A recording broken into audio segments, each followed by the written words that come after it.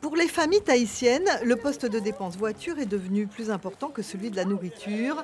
De quoi réjouir les concessionnaires automobiles et notamment Toyota, Peugeot et Renault qui se retrouvent en tête de liste des marques préférées des Polynésiens. Une majorité d'acheteurs, 47%, achètent des voitures neuves, 46% des voitures d'occasion. Les autres utilisent un véhicule de service ou qui leur a été donné.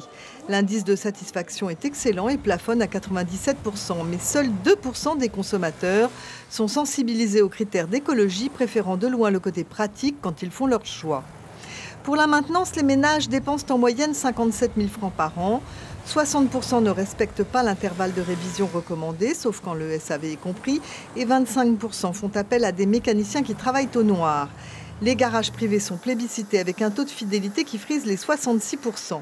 Reste le coût des véhicules, beaucoup trop cher, mais là les consommateurs n'ont pas le choix et ne peuvent commander leur modèle favori sur Internet.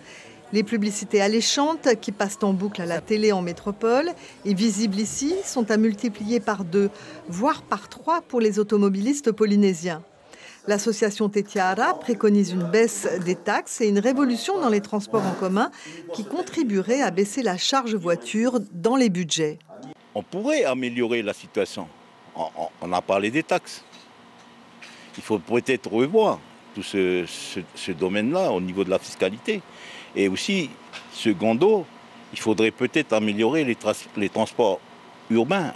On ne s'est pas focalisé sur le transport. On sait que si on améliorait le transport urbain, je pense qu'on va diminuer le nombre de voitures sur les routes, mais le problème demeure tout entier.